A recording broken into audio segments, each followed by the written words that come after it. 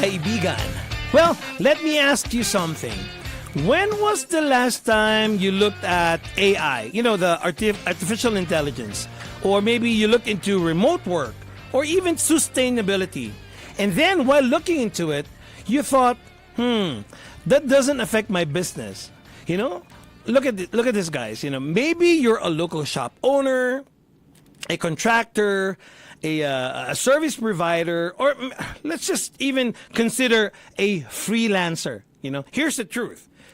These trends are no longer just for the tech giants, because that's the mindset, long time ago, like Silicon Valley or, the Fortune 500 crowd. They're right. All of these are right here in the main streets of America. They're knocking on the doors of small businesses like you and me, entrepreneurs and everyday folks trying to stay competitive out there. All right. Okay, again, welcome to In My Toolbox. My name is Enrico Pobre, and today, that's exactly what I want to talk about. We're going to be unpacking the business trends of 2025 that you simply cannot afford to ignore. Again, AI, artificial intelligence, or what I mentioned about remote work, and what do you call this? A green business, like environmental friendly. These are not just future ideas anymore, like how we talked about it a long time ago. They are here today, and it's real. So if you're not adapting, you're handing your competitors definitely an advantage. You're giving that advantage to your competitors. So whether you're running a family-owned business, like maybe a bakery or even a consultancy agency, or a small manufacturing company, or you're launching your next big idea, well, guys, this topic might, definitely is for you. So I want to dive into it, all of these things that I just mentioned. So let's talk about artificial intelligence. So AI today, that's actually going to be your new business partner. Try it, learn it. AI is now your business partner, and AI is not just a tool. Long time ago, not really long time ago, but only large corporations had access to artificial intelligence, for data analysis and business intelligence. Now, AI tools you can easily subscribe into it, subscription based now. And small businesses can leverage this AI tools today. Definitely, AI can help with, sales forecasting, even trend spotting, and even suggesting pricing adjustment based on the demand today, real time. Example, I'll give you an example, guys. So maybe a small coffee shop, you can use an AI to predict what are the peak hours in this location, so you can actually adjust your staffing accordingly. That's very important, because that's going to be definitely, money that you're throwing away if you're not maximizing your staffing, right? So the relatable angle on this one, imagine having a manager who works 24/7, maybe, right? But, doesn't call in sick and always has the latest data. That's actually AI working for your business. You can depend on this tool 24/7. See? So if you're still running sales reports manually today, you're missing out an opportunity, because AI could flag, for all of this for you instantly. I'll give you another example, guys. AI too is the new customer service frontliner. See? So consumer today, they expect instant responses. Have you actually imagined yourself, you try to email somebody or chat someone, but, it takes a while before you get an answer. Today, those tools, some of them are already AI-powered chatbots that can handle 80% of the inquiries. And this is 24/7. So AI, artificial intelligence, doesn't just answer basic questions. It learns from you and me. We are customers. So AI learns from customer behavior and it offers tailored recommendation. So let's just say a small e-commerce shop, they use AI chatbots to upsell complementary products. Someone is actually going to be doing that for you. So imagine this. When was the last time you got frustrated waiting for a response from a business? Exactly what I was mentioning a while ago, right? Your customers is going to be feeling the same.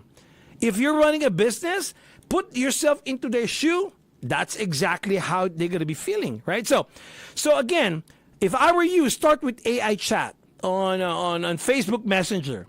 It's, of course, there's cost to it, but you're going to be learning from it. It's low cost anyway, and it's going to be effective. Okay, so another thing, AI today, these AI tools are, well, we talked about cost, but it's affordable. For every business now, for every small business, these AI tools could be affordable already. So like the software as a service models, the SaaS models, they have made AI tools like Canva, Jasper, Zoho, all of the CRM. It's accessible for as low as, maybe $20 or to $50 every month. So how much is that, comparing to that cost, comparing to the amount of work that it can do for you? Because you can automate design, you can automate customer follow-ups, and even content creation without you hiring extra staff. That's the power of AI today, guys, for small businesses. So say, for example, a local real estate agent, they use AI to generate property descriptions and maybe even social media posts. There's a lot of tools out there that are AI generated. So you no longer need to hire a full-time designer or a marketer on that case, because AI could do about 80% of the job already, and you just have to put the finishing touches into it.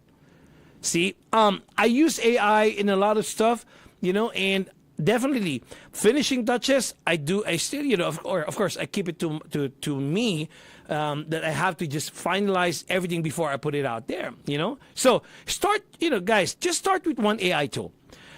And don't try to overwhelm yourself with all of these AI tools, because there's a lot there. Just choose one and learn from it. Automate the task. Maybe the way that you would want to do it is to automate the task that's actually eating a lot of your time today. You can start it that way, right? So another thing that we can use AI for, AI in hiring, definitely it saves time, but of course still needs human judgment. But some of the items in hiring, AI can do that for you. So AI can filter out unqualified resumes. AI can actually do the scheduling of interviews for you, and it can actually assess candidates as well. So, however, the all of this AI, of course, we understand there's what you call cultural fit or work ethics, and sometimes I look for passion.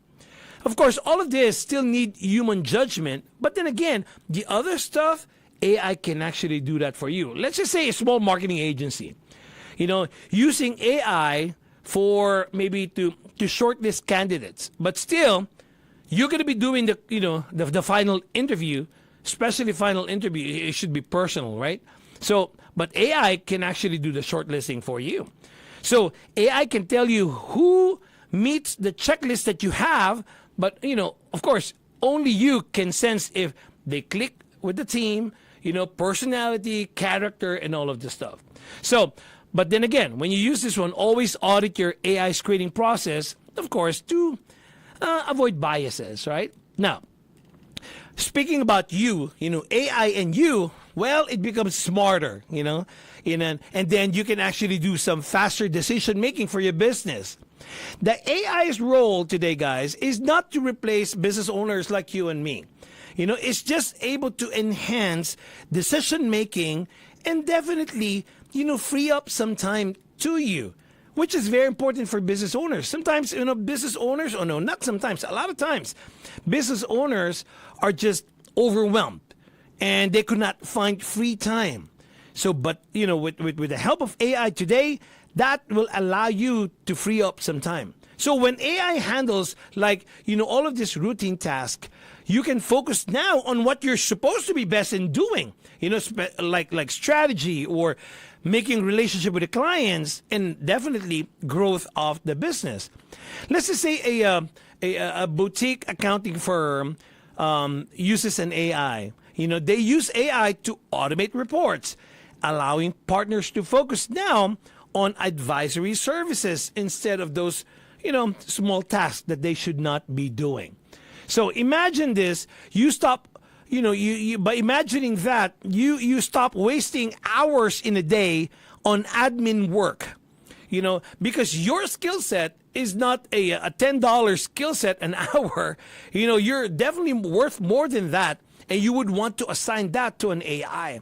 That's more time for your client meetings and definitely more time in scaling your business. So again, delegate low value tasks to AI and invest your time in high impact areas. Okay. So that's about AI. I mentioned about remote work, guys. So the new American work culture. So today, guys, I don't know who amongst you are working remotely today. Hybrid work is now the American standard, and even the Philippines. It has been a huge change on how work now as a standard in the Philippines. Here in the U.S., the U.S. workforce now expects flexibility, and then forcing full office returns, leads to, resignations, right? So hybrid setups improve productivity. They lower commute-related stress and increase employee satisfaction, especially in the Philippines, right? Traffic there in the Metro Manila is just terrible. Can you imagine people now going to work 2 hours and then from work to home it's another 2 hours? Can you imagine that if you're working in a remote work, that saves you 4 hours already for productivity? Tech companies offering 3 office days maybe here in the United States, and they can do 2 remote days. And then because of this, there is a higher retention rate. And that's exactly what business owners want, a higher retention rate.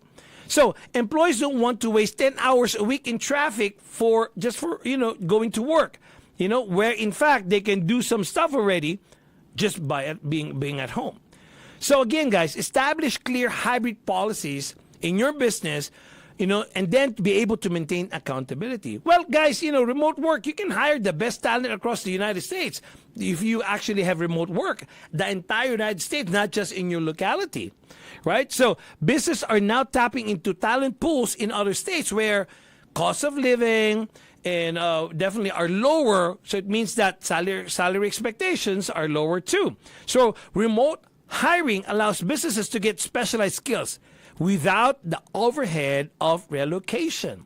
Say, for example, a Virginia-based startup hiring, coders from Ohio or here in Nevada, Las Vegas. That's going to be saving 30% on labor costs, definitely, right? So why limit yourself to local hires when the perfect fit could be working from another state and can actually do the same productivity and efficiency? So ensure, definitely, when you do that, you have to understand tax implication when hiring out of state. But then again, we're talking about remote workers, okay? Now, speaking about remote workers, we also have what you call virtual offices and digital workspaces, and it's becoming a norm today. So platforms like Zoom or Teams, the Microsoft Teams, right, and virtual collaboration tools. This actually have replaced a lot of physical meeting rooms. Even industries like construction and retails are already using digital project management system. Say, for example, a Nevada-based law firm using Teams for client consultation. Why not? A meeting that would have taken 2 hours in traffic going to your clients or vice versa is done by 20 minutes just using Zoom. So all you have to do is to invest in good webcams, a microphone, and maybe a good virtual background. Make sure that you're not, you have a very good virtual background, because your digital presence using Zoom or the likes is now going to be your office. See, so remote work here in the United States, the infrastructure is actually booming in the U.S. industry in general. So services supporting remote work like cybersecurity or any virtual collaboration. You've seen a lot of these cloud storages, right? And these are now essential. Cybersecurity breaches are a major concern with distributed teams, right? So small businesses subscribing to, let's just say, managed IT services to protect remote workers.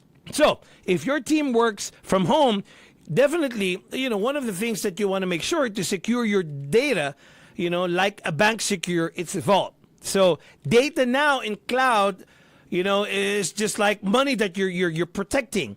It's like an asset that you would want to protect, right? And like a bank that it's securing its own vault. So this is that's how it works. So don't cheap out on cybersecurity. Yeah. That's something that you would need to, to protect all of these things, right? So it's cheaper to prevent a breach than recover from one. And you've seen this one, guys, all over the place. Maybe you've heard this from the news, but yeah, it is actually reality. Okay, so again, another thing maybe is in remote work, keeping team culture alive. It's actually a challenge. Keeping that culture alive, doing remote work is actually a challenge. But all of this virtual team building, regular check-ins, and online socials are what other companies are using to maintain high engagement within their their culture of the business, right? So disconnected teams lead to, of course, we already know that, to low morale and eventually a turnover. Remember, we were talking about retention. But if you have a disconnected team, definitely the turnover is going to be high. So you would want to think of, if you're doing remote work, you would want to think of strategy how you can increase engagement. Say, for example, a New York-based agency hosting a virtual trivia night. Or even as even check-ins are actually very important in remote work, right? So, or maybe we can have a weekly coffee catch-up, via Zoom. So all of these things you might want just to understand how to increase engagement using all of these tools and having a remote team. Okay, out of sight should not mean out of mind. Because team culture is going to be your glue. So recognize team achievements. I always believe it. When I recognize achievements of my team, I recognize them publicly, privately, even in digital spaces. You are able to do this, right? So we talked about AI. We talked about, this remote work. These are some business trends that you should not be ignoring in 2025. Let me give you another one. We call it green business. This is no longer optional here in the United States. American consumer now prefers eco-friendly brands.